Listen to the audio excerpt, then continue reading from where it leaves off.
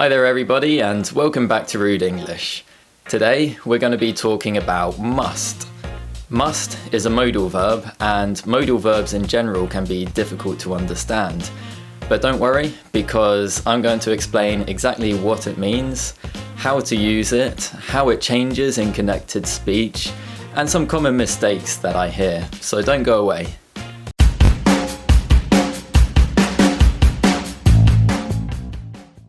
Modality includes things like obligation, probability, permission, and ability. And modal verbs include words like would, could, should, may, and must. You can see from the table that modal verbs often have more than one meaning. And I think this is why they can be a bit intimidating for some students, and many people prefer to use other verbs or adverbs to express modality. This is perfectly acceptable, but native speakers use modal verbs a lot, so it's important that you understand them at least.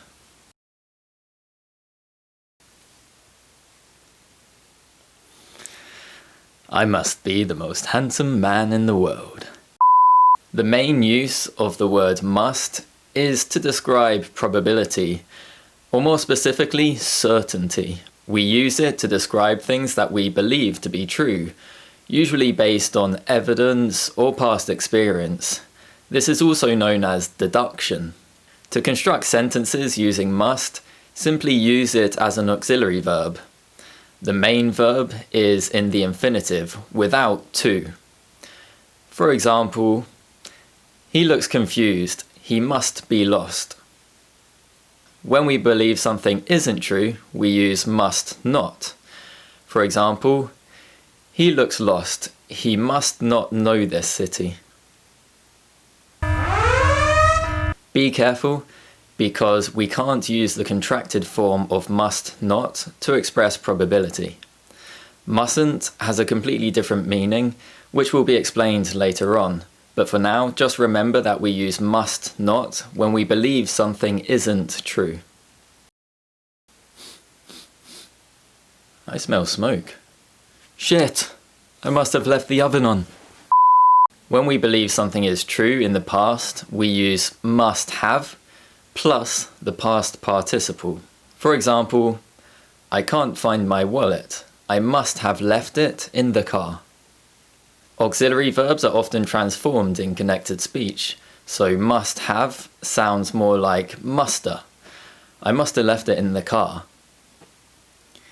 If you haven't already seen my video on weak forms, I recommend you watch it. I've put a link in the description below. When we believe something isn't true in the past, we use must not have plus the past participle. For example, I left my wallet in the car. I must not have seen it. When I speak naturally, I must not have seen it. There is no future form of must, but there is a continuous form which describes long or continuous actions. For example, I always forget my wallet. I must be going crazy. I must have been thinking about something else.